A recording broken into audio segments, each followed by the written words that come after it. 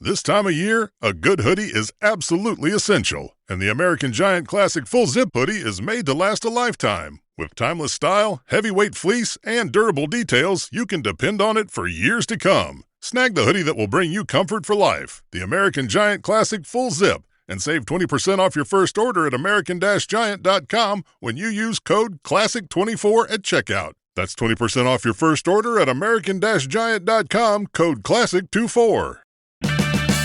An O'Reilly Auto Parts gift card is the perfect gift for that hard-to-buy-for person. Give the gift of convenience from O'Reilly Auto Parts. O'Reilly Auto Parts.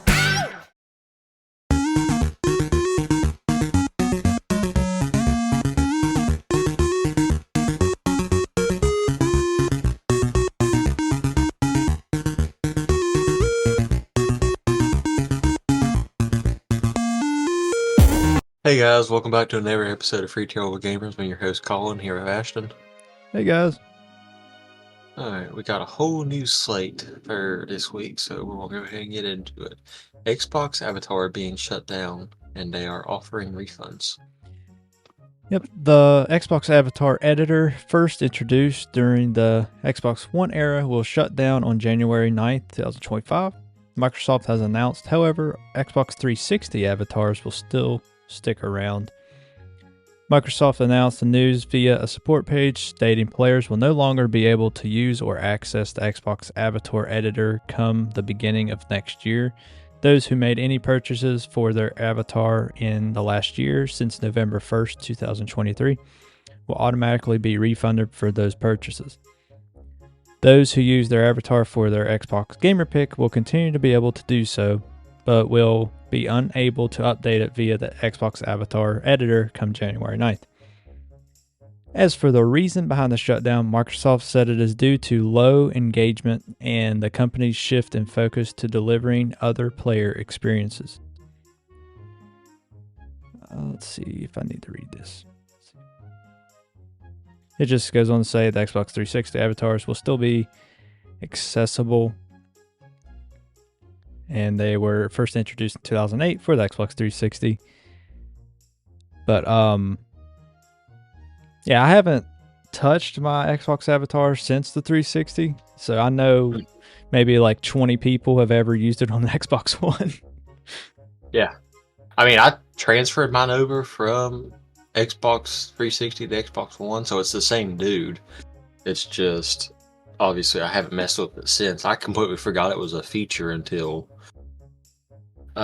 this news came out, which for the longest time, I mean, I thought it was the coolest thing. Like whenever I got my 360, especially being a Nintendo kid, a Nintendo kid growing up. Yeah. Nintendo didn't really do anything that fancy. PlayStation didn't do anything that fancy. So the 360 was my first Xbox because I didn't have the original, which, I mean, granted, it would have been on the original anyways. It was on the 360, but still, it's just like, oh, okay, that's weird, but yeah. I'm surprised they're not doing an overall refund, because just the past year seems like still kind of slap in the face to people who purchased it. But at the same time, it could be like us and, ain't touched it in 12 years. Yeah. Well, 10 years. Yeah, I mean, I used it all the time on the 360. Updated my guy quite a bit, but since the Xbox One, I might have looked at it one time, the avatar editor, but I didn't edit my guy at all. Like, I just left it the way it was on 360. Then just forgot it was even a feature on the Xbox One after that. Yeah. My guy, I mean, I updated my guy once on the 360. I've never updated him again because I had a football jersey on him and I had a cowboy hat on him. Yeah. With, I think, ironically enough, capris, just because just the design of it. Because they didn't have like actual pants on without paying for it, so I think capris was like the set that I could get for free. Yeah, I'd never paid for anything for it. I don't know why you would, really, but you do you. Some people did, if they're offering refunds. Yeah, like I said, all 20 people that use it on the Xbox One. Within the past year, at least. Still kind of sucks to see an end of an era like that, but at the same time, if it was a forgettable one, too. Yeah, it said low management, so nobody's really using it. Yeah. Which we already knew because you haven't heard about it forever. Until they were like, oh yeah, this is getting discontinued. Now I bet there's a lot of people going on there and trying to complaining. reel with it. Well, people are going to complain because, why are they shutting this down? Nostalgia, when those same people haven't used it in 12 years. Yeah. I'll give them 10 years because it's been almost 10 years since the release of the Xbox One. It released in what, 2013? Oh wait, no, 11 years, almost 11 years. I was thinking it was 2014, but no, you're right, it was 2013. So we're coming up on 11 years of no one using it, basically. Yeah. All right, on to the next one. Offspring is releasing 8-bit music. Yeah. The Offspring, the iconic punk rock band known for their energetic anthems and rebellious spirit, have released music videos for their tracks Let the Bad Times Roll and We Never Have Sex Anymore. These videos released separately after a sharp contrast in visual style, showcasing the band's versatility and playful approach to their creative output. And it goes on to say, the video for Let the Bad Times Roll plunges viewers into a vibrant, pixelated world reminiscent of classic 8-bit video games. The animation style is undeniably retro, featuring blocky characters and a limited color palette. The band members are depicted in their 8-bit forms, navigating a fantastical landscape filled with quirky obstacles and enemies. The animation is surprisingly fluid, maintaining a consistent pace that complements the song's driving energy. The video's narrative, while simple, adds a layer of entertainment following the band's progress through various game-like challenges. This approach cleverly aligns the visual aesthetic with the song's raw, energetic sound, creating a cohesive and entertaining experience. It goes on to say, a nod to nostalgia. The choice of an 8-bit aesthetic is a bold one, instantly invoking a sense of nostalgia for gamers of a certain generation. It's a smart move, tapping into a powerful reservoir of positive memories associated with classic video game culture. The retro style adds a layer of ironic humor to the video, contrasting the band's mature image with a youthful, playful aesthetic. So, it's different. And that's something that you would expect from the Offspring. Yeah. Especially since I'm not going to say their core audience, because their initial audience was the kids that was playing the 8-bit games back in the day whenever they was turning into adults. Right. Because they were roughly around the same age and then, started releasing music when they were younger. Which I remember them when we was younger, and I was like, oh, okay. I was like, I gotta do this because I know my dad played it all the time. Oh, yeah. Everything else around us. We grew up on that kind of music. So I was like, they're doing a I was like, it's music. I was like, but at the same time, they're doing an 8-bit style. I was like, so therefore I can turn it into a video game thing. Yeah. Because obviously we don't typically cover music and stuff unless it's like Game Awards and it's like the scores and the, actual like best soundtracks or whatever. Right. I know we don't typically dive into the actual music aspects or our interest in music. But I feel like The Offspring is doing 8-bit videos, and then everything else of like songs that, definitely was what we was listening to as kids. I was like, I can implement this both into one thing. Oh yeah, definitely. So did you watch the music video? Yeah. I watched the one, which only thing that really throws you off is the fact that it's 8-bit, so you don't get actual lyrics. Yeah. At least the one I watched didn't. I think they were doing a couple of them, not necessarily just one. Because I've seen one of You're Going to Go Far too. That'd be cool. Mm-hmm. Which, I mean, for years now, because, my oldest kid's almost 5, I've been using, like their different lullabies and stuff from The Offspring to put the kids down to sleep. So, yet again, The Offspring has always been big in my life. And I was like, oh, they're doing a video game crossover, technically. Yeah. Pretty cool. They're definitely a good band. Listen to them all the time. buy a video game if they dropped it. In a heartbeat. Yeah. Actually pay for it, not get a discounted version. I get the discounted version. Alright, on to the next one. Palworld manager tells community to stop being dramatic over the Game Awards snub. Yeah. Palworld's absence from the Game Awards nominations has caused some fans to think the game was snubbed. The Palworld's community manager has weighed in, saying it doesn't think the game was snubbed. Some of the Game Awards 2024 nominees have caused controversy. Pocket Pair's global community manager, John Buckley, has now addressed these accusations, humorously implying that the gamers must stop reading so much into the game's lack of nominations. No, I don't think Palworld was snubbed, Bucky revealed on Twitter. Twitter has become such a banterless place. Stop being so over-dramatic, gamers. Not everything is a conspiracy. With typical humor, he then suggested that aside from Palworld, other great games also missed out on the Game Awards 2024 nominations. That being said, joked Bucky, Satisfactory was 1000% snubbed, and I'll be voicing that opinion ad nauseam at the Game Awards in person. So this guy was pretty much just making a joke out of being snubbed. You know, he don't think he was snubbed. I do think Palworld should have been a nominee. I really do, because if it was if it released later in the year instead of January, it definitely would have.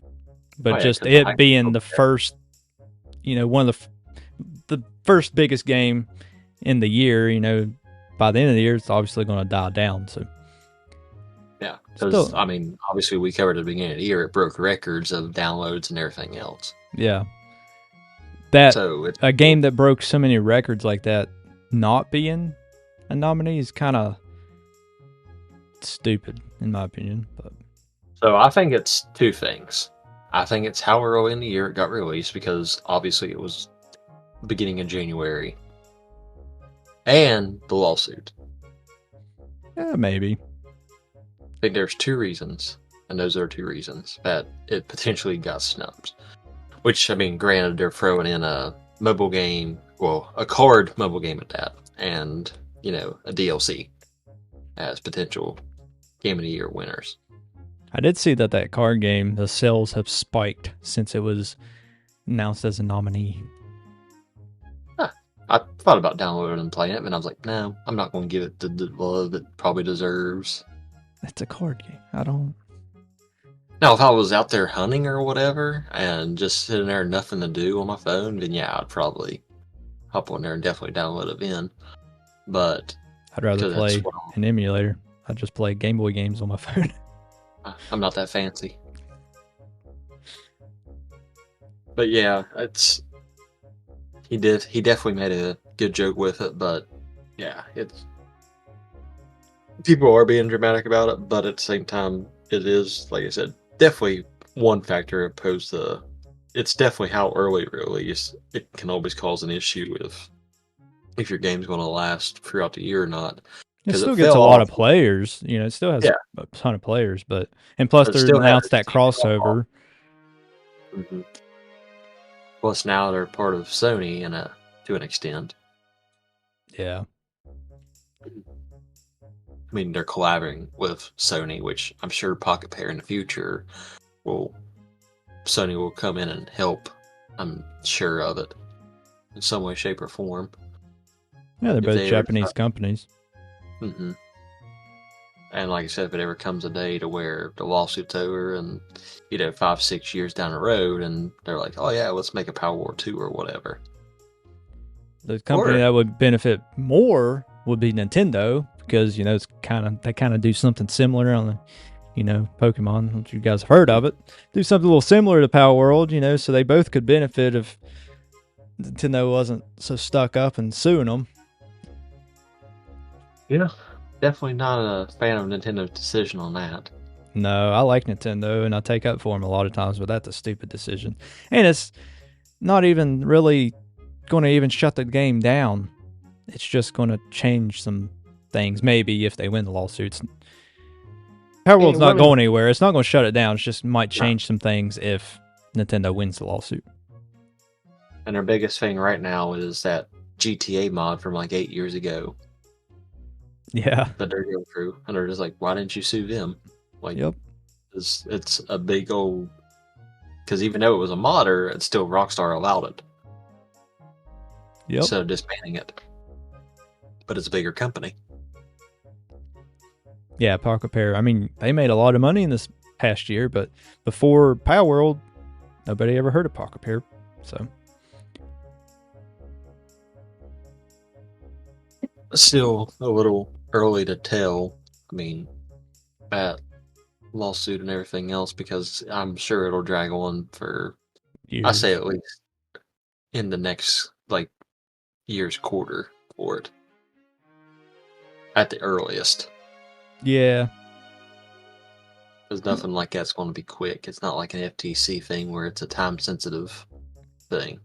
Well, and if they had enough evidence to make it obvious, it would be quick. But them just nitpicking like how they throw the ball and crap, that's what's going to take it forever. Just a little crap that they're trying to sue them over. I mean, if they release quality Pokemon games, you wouldn't have to worry about losing people to Palworld. Yeah. Because their past, 4 or 5 generations of games have been absolutely terrible rating-wise. Well, pretty much the whole Switch life cycle. Pretty much, except for Legends Arceus. Yeah. Which is the only one they would really have an argument of purpose for. Yeah, because it's the one that Palworld's the most like. Mm-hmm. It's Legends Arceus. And it is the best Pokemon game, I think, ever, really. But I still ain't played it. It's good. It's really good, but I mean, honestly, you might as well stick with Palworld, because Palworld took Arceus and made it better by adding Arc-like features. Yeah. Pretty much. The Arceus is just go around and actually doing the capturing while not really so much of the survival. Yeah. There's less slavery in Arceus. That's a given. Yeah. And they are making a sequel to Arceus. I mean, they want to get techno about the quote-unquote slavery part for the animals. What do they consider like a workhorse or anything like that in today's time? It's just a work animal. It's not considered slavery per se. Right. Yeah. I mean, granted, in our world, a horse can't craft a gun, but still the same concept. Yeah. I think so. Just having them work for you and crap, it just makes it better. It's not slavery because you help them sometimes. They do stuff while you're not at your base, but you go around, you help them craft That's something I would something. call like, I think PETA would just jump in and be like, oh yeah, they started the whole slavery trend for Palworld. I'm just like, no. I'm just like, for one, they're fake animals. Like, and two, I was like, if you have an animal, like I said, yet again, if you got like a quite literal workhorse, it's not considered slavery for that horse. It's part of its duty. If you got a service dog, that dog's not a slave. It's doing what it was trained to do. Yeah. If you're a maintenance supervisor for a commercial property, you've had to deal with everything from leaky faucets to flickering light bulbs. But nothing's worse than that ancient boiler that's lived in the building since the day it was built, 50 years ago. It's enough to make anyone lose their cool. That's where Grainger comes in. With industrial-grade products and dependable fast delivery, Grainger can help with any challenge. From worn-out components to everyday necessities. Call, click Grainger.com, or just stop by. Grainger, for the ones who get it done. PETA's a basically joke. the same concept. PETA's a joke. It is. Alright. Getting off topic here, but get back into it. Ryzen has got a gaming handheld now. Yeah, the 1X player has just announced that their first gaming handheld equipped with the latest AMD processor is now shipping. This is the first known gaming handheld featuring Strix Point APU, now available for purchase. But specs aside, one really needs a good reason to pay this much. So it says the OneFly F1 Pro is the first device shipping with either Ryzen AI9 365 or Ryzen AI9HX 370. Both are Strix Point Zen 5 CPUs that also feature AMD's latest RDNA 3.5 integrated graphics. The architecture upgrade aside, there are also more CPU and GPU cores, which undoubtedly bring direct performance boost. The F1 Pro has one great feature that many flagship systems on the market do not have. This is the OLED panel, 7-inch 1080p panel to be specific, that offers a refresh rate of 144 Hz. That's a bit faster panel than the Zotac Zones, which is 120 Hz. Then it just says those who want the best APU will have to pay at least $1,339 US dollars, which is 91% more than the ROG Ally X. And the 1xFly F1 Pro pricing, there's apparently 6 different models. The cheapest being $1,099, the most expensive being $1,699. I'm not going to read all of them, but I'll go the lowest and the highest. The lowest is AMD AI9 365, 32 gigabytes of RAM, and a 1 terabyte SSD with $1,099. Like I said, the most expensive one, top tier, is AMD AI9HX 370, 64 gigabytes of RAM, 2 terabyte SSD with $1,699. So I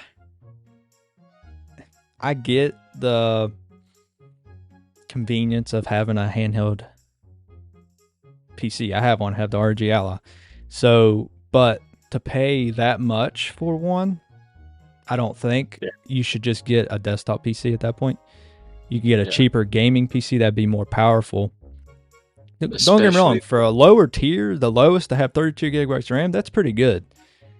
But you can also get a desktop PC for around that price for 64 gigabytes RAM if you look somewhere. You know, if you want to settle for an Intel CPU, you get one for 64 gigabytes RAM. And if you're still just looking for a, actual handheld, just go to ROG Ally like Ashton has. Yeah. It's, 91% cheaper, and you're losing 24 frames per second because Hertz transfers the frames per second. Yeah. So you get 120 FPS, and then with the 91% more, you get 144 FPS. Yeah. And the original Ally right now is like $350 on Best Buy. And the regular $500 since the X came out. The X is $800. So, I mean, it's a lot cheaper than the base tier of $1,099.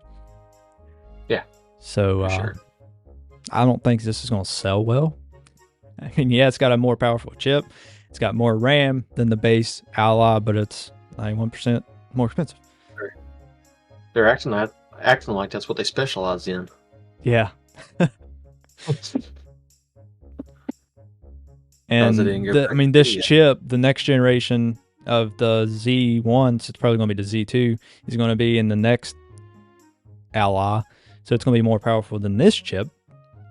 So just, if you're wanting the more powerful, just wait on that. Yeah, and it'll probably be out within the next year or two. Yeah. Oh, no, that's just insane, but they're that big of a price difference. I mean, there's other handheld PCs out there, and nobody is charging this much. So I don't know what makes them think that people are going to buy their handheld over the competition. Especially since their name is the graphics card and stuff, but that's the only thing people know them for. They don't know for their actual compatibility for the actual PC itself. Yeah. I mean, yeah, there's some people who have probably got their PC and it's all straight AMD stuff. But it's highly unlikely, Yeah. especially if you don't build your own. Yeah, I You mean, just my PC's both CPU and GPU are both or AMD, but most of the time you're going to get an AMD CPU and then an NVIDIA GPU. Usually, like yeah, like Colin. But I wanted both AMD, so that's what I got. I mean, yeah, they're good with their graphics cards and stuff, but it's is it worth paying $700 more for? When they still make chips for the Ally and other handheld PCs. And if you're really handy in that type of stuff, I'm sure you can put one of those chips into the Ally. Take some skill, but yeah, you could do it. So I said, if you're fit out for that type of stuff, Yeah, definitely not me. I get scared of a normal PC. I could probably do it, but I probably wouldn't attempt it. I'd change one out of a regular PC all day long, but not a handheld PC that's not made to change them out.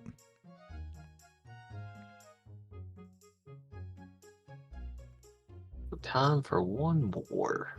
Oh yeah. The new zombie trailer dropped for Black Ops 6.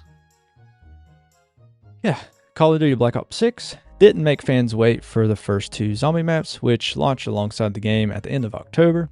The next stop on the roadmap is Citadel des Morts, a massive French castle in Avalon. The zombie storyline continues with the Requiem crew after their escape from Terminus. And in the first cinematic trailer for the new map, the team runs into an old friend. I don't know how to say his name, Sergei Ravanov. Most of the trailer takes place in Sergei's perspective, and he's genuinely surprised to see his old allies alive. But this isn't a social call, as the team is looking for a man named Gabriel Kraft, who may be able to bring back Maxis, whatever. Presumably, they're referring to Samantha Maxis, an adversary turned ally before her untimely demise when she sacrificed herself to seal the dark Aether portal. Sergei seems to be intrigued by Maya Aguinaldo, the team's new addition. However, he's less than thrilled to see that they're working with William Peck. If you guys don't know who Peck is, play Terminus. The team's goals may align with Peck's for now, but he's almost certainly going to betray them at some point, even if he did arrange their escape from Terminus. The Citadel des Morts map will launch on December 5th, and the main story quest will go live simultaneously. Treyarch previously shared details about the new perks and the classic zombie features that will be included in this map. The Zombies campaign is just a small part of the ongoing Call of Duty Black Ops 6 Season 1 roadmap, as Activision and Treyarch plan to keep players engaged for as long as possible. So, I'm sure you actually watched the trailer. I did not, so I didn't have time. So that's why I got an article that's explained what was in it. Yeah. You basically word for word what happened in the trailer. Minus a few cuss words. Yeah. Yeah, I mean, it's awesome that they're already getting prepped for that map. Citadel de Mortis, I think, is the true pronunciation of it, but I'm not French, so I don't know. Yeah, I'm not French, so I have no idea. I believe that's what they said in the actual trailer itself, because they do mention the thing in the trailer.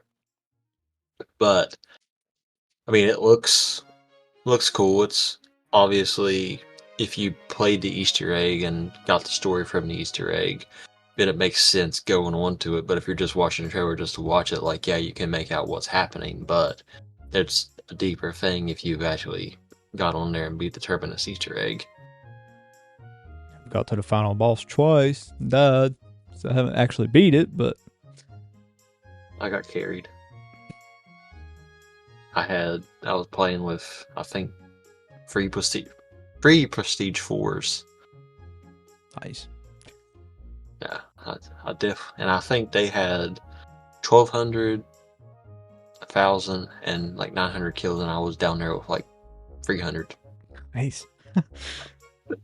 I definitely got carried all the way on that one. Then I attempted it yesterday without the directed mode, and we all died in the gas when we was hacking the buoy. So it was basically the last step before you went to go face the boss. Those buoys suck. Yeah, they do. But yeah, that new map, which I'm sure they're probably going to paywall it and do like a season pass, part of the battle pass, season pass thing, like they've always done for Black Ops games. So I'm sure that map will be behind a paywall. It just hasn't officially stated it yet. Maybe. I don't know.